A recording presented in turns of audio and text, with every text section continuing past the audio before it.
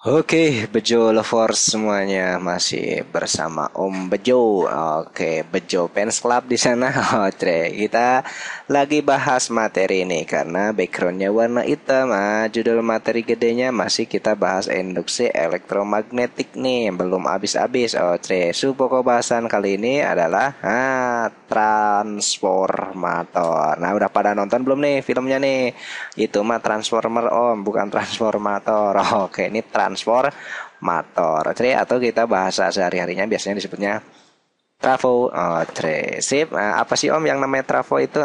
Kalau kamu misalkan belum kenal yang namanya trafo, yang namanya trafo itu alat untuk mengubah tegangan ya. Oke, tegangan AC bisa jadi DC. Oke, dari yang gede ke yang kecil atau dibalikin dari kecil ke yang gede. Jadi fungsinya trafo itu untuk menaikkan atau menurunkan tegangan. Oke, oke. Nah, prinsip kerja dari transformator adalah ya kemarin ini bahasanya induksi elektromagnetik. Nah, biar kebayang yang namanya trafo, gambar sederhananya kayak gini deh. Tuh, yang namanya trafo kayak gini. Artinya kalau di dalam trafo itu ada lilitan nih, ada dua lilitan, ada disebutnya ada lilitan primer, ada lilitan sekunder. Oke, oke, apa itu Om lilitan primer? Apa itu lilitan sekunder? Yuk kita perhatikan nih. Yang namanya ini lilitan primer ntar dihubungkan sama arus AC. Oke, arus AC itu berarti arusnya berubah-ubah kan ya.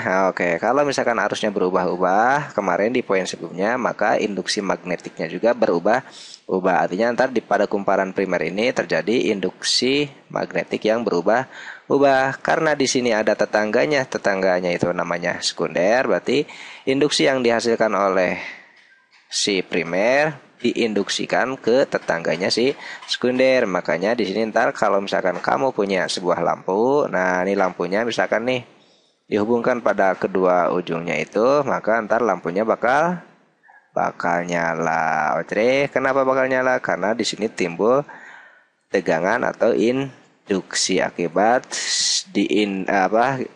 induksi magnetik yang berada di kumparan primer berubah. Jadi menginduksi tetangganya seperti itu. Itulah prinsip dasar dari transformator. Jadi arusnya berubah, induksinya berubah, berarti flux magnetnya juga berubah. Kalau fluxnya magnetnya berubah, berarti timbul GGL induksi. Nah, karena GGL induksi yang menginduksi tetangganya, berarti di sini juga terjadi perubahan flux lagi, berarti di sini juga timbul yang namanya GGL induksi begitu. Nah, tadi ada yang menaikkan, ada yang menurunkan, itu ya bergantung pada jumlah lilitannya saja. Oke, kita list dulu yuk besarannya akan kita bahas di transformator itu. Di sini ada tegangan nih, kita sebut tegangannya tegangan primer ya.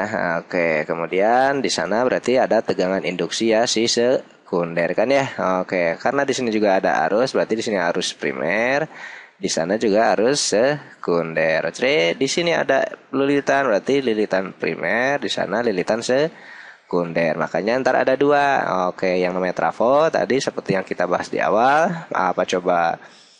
Trafo itu ada dua, ada yang fungsinya untuk menaikkan disebut trafo apa? Tarfo, trafo ya, trafo step step up. Itu untuk menaikkan tegangan. Cirinya gimana Om? Cirinya kalau untuk menaikkan tegangan, lilitan sekundernya harus lebih banyak daripada jumlah lilitan primer. Jadi sininya harus lebih banyak nih biar tegangannya naik. Oke, tadinya kecil jadi gede. Itulah trafo step up ya. Oke, kalau untuk menurunkan disebutnya ya trafo step down. Nah, ini untuk menurunkan tegangan misalkan dari gede ke kecil ya. Cirinya kebalikannya, jumlah lilitan sekundernya sekarang lebih sedikit daripada jumlah lilitan si primer. Oke, yang pasti ya kalau step up tegangan si sekundernya lebih besar ya daripada tegangan si primer. Kalau step down ya tegangan sekundernya lebih kecil dari tegangan primer. Nah, kalau untuk arusnya ini kebalikan, arus sekundernya justru lebih kecil daripada arus primer. Kalau untuk si step up, kalau untuk si step down ya berarti IS-nya lebih besar daripada I primer. Oke, nah hubungan ketiga besaran ini ada NS, ada VS, ada PP, ada IS, IP gitu kan ya. Nah, persamaannya kita list aja yuk. Oke, persamaan pada si trafo. Oke, persamaan trafo transformator transformator. Apa itu? Nah, kamu kalau misalkan perbandingan jumlah lilitan primer dibandingkan dengan jumlah lilitan sekunder, itu berarti tegangannya juga sebanding. Makin banyak tegangannya berarti tegangannya makin banyak lilitannya, tegangannya makin gede. Berarti di sini P juga, ini VS. Nah, yang beda sendiri adalah I. Nah, kalau di sini IS dulu, baru di sana IP. Jadi NP IP NS PS, kalau NP IS NP NS IP. Jadi yang beda sendiri dibalik itu si IS dulu baru P. Nah, itu persamaan satu. Kotakin dulu Om. Siap, kotakin dulu biar apa? Biar enggak kemana-mana. Biar ingat kotaknya. Nah, yang namanya trafo itu kan mengubah daya primer menjadi daya sekunder, dan sebenarnya itu dayanya ya ada yang hilang sih. Nah, makanya di sana ntar ada istilah nilai efisiensi dari si trafo. Oke, yang namanya mesin ini kan salah satunya mesin nih. Efisiensi pasti punya efisiensi, artinya tidak mengubah energi yang satu ke energi yang lain itu dengan semuanya. Pasti ada energi yang hilang. Efisiensi trafo disimbolkan oleh N. Nah, N kayak gini, new. N-nya itu awalnya yang namanya efisiensi itu kan keluaran dibagi masukan ya, atau daya keluaran P sekunder dibagi daya primer. Jadi di sini ntar ada daya primer PP, ada daya sekunder. Masih ingat di bab listrik yang nama daya itu kan V kali I, betul? Oke, berarti V kali I. Punyanya siapa? Sekunder, ya udah VS IS P primer, berarti V primer dikali I primer. Biasanya karena yang namanya efisiensi dinyatakan dalam persen, berarti dikali 100% gitu ya. Nah, ini mah hanya aja karena 100% itu kan 1 gitu ya. Itulah efisiensi pada si trafo. Jadi yang kedua persamaan yang harus kita gunakan ketika mencari efisiensi ya ini. Oke, tuh 2.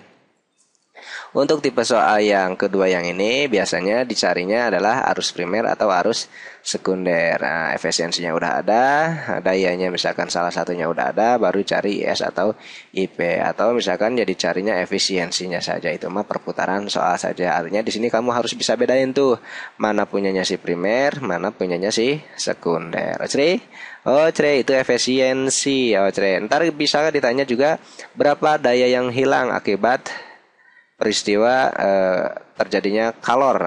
Berarti kan ada yang hilang nih.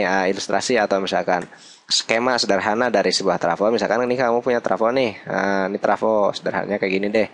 Oke, ini trafo merek Bejo misalkan ya. Oke, trafo kan harus dikasih daya dulu. Artinya daya masukan. Nah, daya masukan itu dianggap primer. Jadi kalau ada masukan atau input itu punyanya si primer ya. Artinya kalimatnya bisa dikatakan misalkan kuat arus primer atau jumlah lilitan primer atau jumlah lilitan input atau kuat arus input, tegangan primer, tegangan masukan, itu punyanya si primer. Oke. Nah, daya si primer itu ntar hasilnya disebut, ntar hasil keluarannya itu P sekunder. Nah, ini daya sekunder atau daya keluaran atau daya output gitu kan ya. Itu disebutnya si sekunder. Kan tidak semuanya daya yang masuk diubah menjadi daya keluar, pasti ada yang hilang sebagai kalor. Jadi kalau kamu raba, pasti trafo itu atau semua alat listrik panas kan ya. Nah, itulah daya yang hilang sebagai energi kalornya. Nah, dari skema ini berarti kalau begitu yang namanya P primer itu nilainya sama dengan PS ditambah PH kan ya, yang masuk sama dengan yang keluar gitu kan. Oke, berarti P sekunder ditambah P yang hilang. Nah, biasanya yang ditanya adalah P yang hilang. Ya kalau begitu P yang hilang mah ya tinggal dibalikin aja, daya primer dikurangi daya si sekunder. Ntar balik lagi kemana Om? Yang namanya daya ingat itu, yang namanya daya itu kan P itu V kali I gitu kan ya. Nah, kalau primer ya VIP IP gitu. Itulah sekilas tentang transformator. Oke, ntar kita bikin film transformator kedua. Transformer ya. Nah, itulah sedikit banyak tentang transformator. Jadi persamaan yang kamu kuasain nih yang pertama artinya hanya perbandingan saja ini mah ya. Gampang banget soalnya juga ya. Oke, yang kedua mencari efisiensi, yang ketiga mencari daya yang hilang. Oke, semoga ini dapat bermanfaat dan semoga ini dapat membantu lo semuanya dalam memahami fisika. Fisika itu asik, fisika itu unik. Oke, kalau ada pertanyaan boleh kamu tanyakan langsung ke web kita. Ntar ada Insya Allah ada jadwal konsultasinya. Maka dari itu kita juga memohon partisipasi dari saudara-saudara semuanya. Oke, sampai ketemu lagi. Semoga kita diberikan kemudahan, diberikan umur yang panjang, diberikan kesehatan selalu. Assalamualaikum, sukses selalu. Sampai jumpa.